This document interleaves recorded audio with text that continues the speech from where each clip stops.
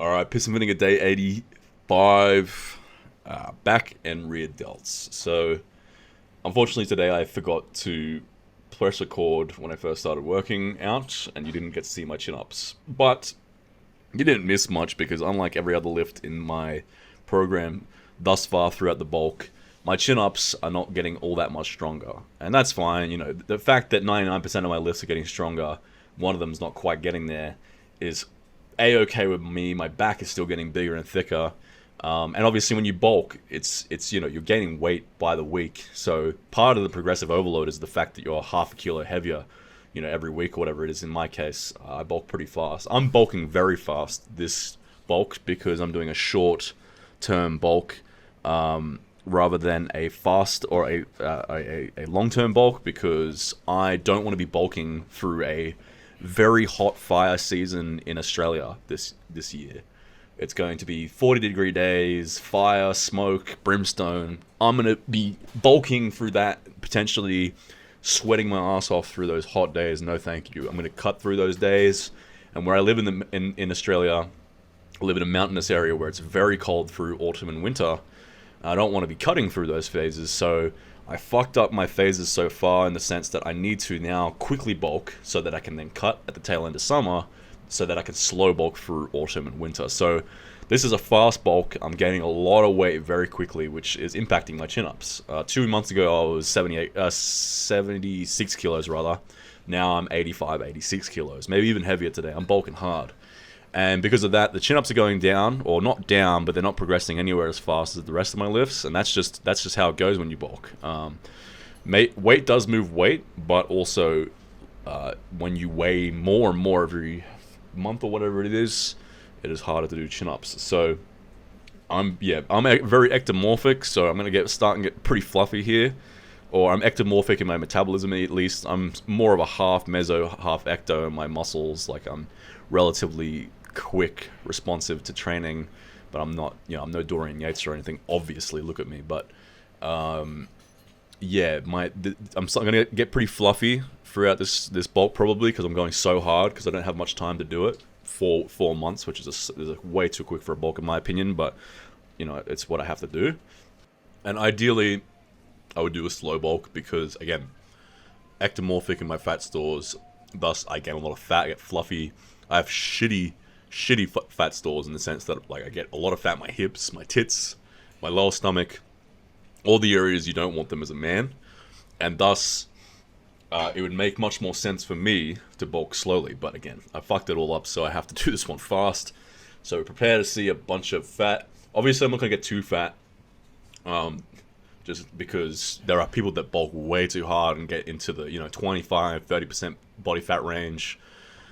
There's a guy, I can't remember his name, some like 18-year-old English kid that has a big YouTube channel. I don't like to be a hater, but honestly, I do not understand why this kid, I can't remember his name. Probably for the best I don't say it, just because it's disrespectful. But basically, he bulked and basically became obese and like was making a mockery out of it. Like, no one bulks as hard as me, mate. I'm proper bulking hard. I'm like, dude, this is such a bad... And the whole idea of this guy's channel is, like, he's the big influence for the kids of his generation and anti-steroids and blah, blah, blah. And it's like, yeah, that's great, but also, you look like shit, dude.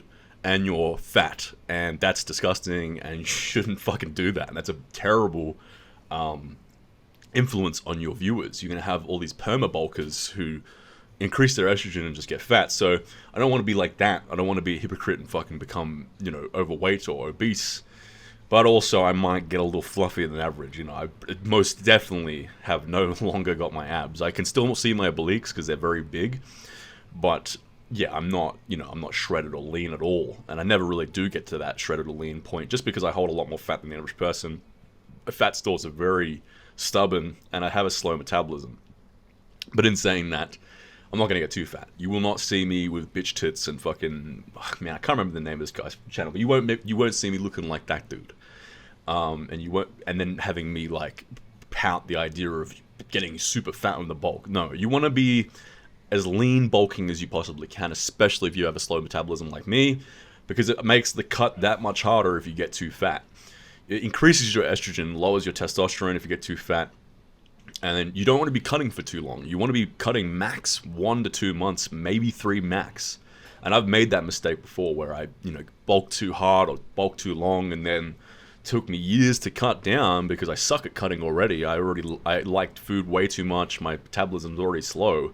So especially if you're in the same boat as me where you have a slow metabolism, you have shitty fat stores, and a propensity to have high estrogen, you need to make sure that you don't get too fat. Never get leaner than 10% as a natural. Never go over 20 as a natural. Maybe I'll go a little over 20 just because I hold fat a little better than the average person in the sense that, I'm very shoulder and arm heavy. But no more than, 21% or whatever for me. Anything beyond 23, 24, 25, you fucked up pretty heavily. You need to make sure that you stay lean enough. Unless you're like Samoan and your bone structure is just like 3 times bigger than everyone else's, and you can hold that fat, and you're naturally just, that's your genetics to be that fat. But if you're anyone else, do not get fat on your bulks. Lean bulk if you can. Don't be a hypocrite like me and fucking fast bulk.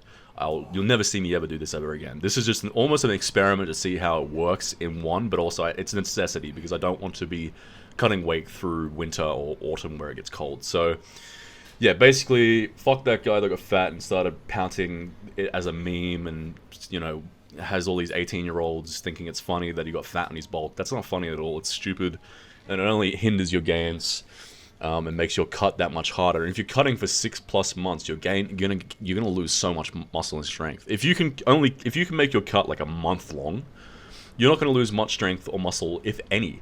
I mean, what's that guy? The Sam Sulek. That's the big dude from. Everyone's talking about him right now. One thing that he's doing right, from what I can see, because I don't really watch his content, and I don't mind him. He seems like a really nice dude, so I won't say anything bad about him. But what I will say is a good thing about him is he cuts fast. He's cuts like I think it's only been like a month or two, and then I think he's back into his bulk soon.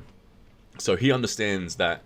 You don't want to bulk for too long. You don't want to be fat. You don't want to be fat in general because fat is unhealthy and it looks bad and it implies a lack of discipline. But also, yeah, anything over a 3-4 month cut and you're going to start losing tremendous amount of strength and muscle, which I've done. My last cut was very much that. So never will you see that mistake again. Cuts will be quick and active for me from now on. And anyway, yeah, that's pretty much our rant for today is don't get fat on your bulk. Make your cuts short. And I apologize for not recording the chin-ups, but there wasn't much to it because that's not really improving a hell of a lot for me. That'll be a lift that I can hopefully get really strong over my cut. Through my cut, I'm going to try and get into push-ups and weighted chin-ups and maybe get a one-arm chin-up or something like that, because when you cut, you're not going to gain much strength to many lifts. So the lifts that you can get strong on, you should focus on them because your mentality or you'll get mental sort of stimulation, or you'll feel gratified somewhere at least, rather than losing strength or maintaining strength on your bench and being depressed about that, or whatever lift it is that doesn't get improved when you're cutting. At least give yourself something to be happy about, which in that case on the cut it would be body weight movements. Doing a bit of posing, couldn't really find any good lighting because I really don't know how lighting works in general. I'm kind of retarded in that aspect. And the sun, I don't know, the sun's lighting wasn't that great. So anyway, see you guys tomorrow for more Piss and Vinegar. Bye-bye.